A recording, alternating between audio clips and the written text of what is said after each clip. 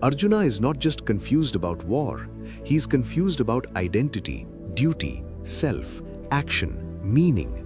That is the core of Hinduism. Who am I beneath the layers? Now pause for a moment and notice how psychologically radical that is.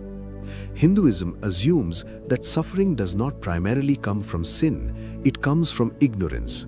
Not ignorance of facts, but ignorance of identity. The Sanskrit word is avidya, misidentification.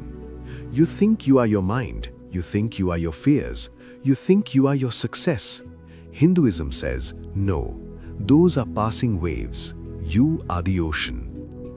This is not poetry, this is a psychological model. The ego in this framework is a temporary construct, useful but not ultimate. Desire is not evil, but when you cling to it as identity, it binds you. Attachment creates suffering because you are holding on to something unstable. In modern neuroscience language, we might say the default mode network over-identifies with narrative self. Hinduism simply said it thousands of years ago in experiential language. Now look at the outer structure. This is where people get overwhelmed. Thousands of deities, temples rising in stone, rituals, festivals, caste roles, pilgrimages, mantras, stories that seem mythological and dramatic. But if you look closely, each deity is not merely a supernatural being, each represents a psychological or cosmic principle. Shiva represents dissolution and transcendence. Vishnu represents preservation and order. Saraswati represents knowledge. Lakshmi represents abundance.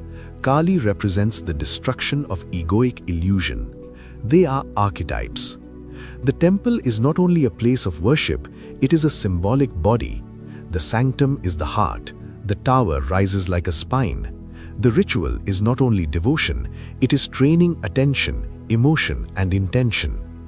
Even yoga, which the modern world often reduces to stretching, was systematized in texts like the Yoga Sutras as a method to still the fluctuations of the mind. Yoga Chitta Vritti Nirodha, the cessation of mental turbulence. That is psychological regulation. Hinduism does not offer one path because it recognizes that human beings are wired differently. Some are emotional, some are intellectual, some are action-oriented, some are contemplative. So it created multiple routes.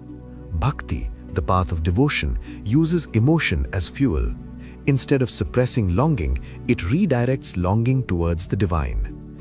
Jnana, the path of knowledge, uses inquiry. It cuts through illusion with analysis and reflection. Karma Yoga uses action. It trains you to act without clinging to outcome. That alone is revolutionary in a productivity-obsessed culture.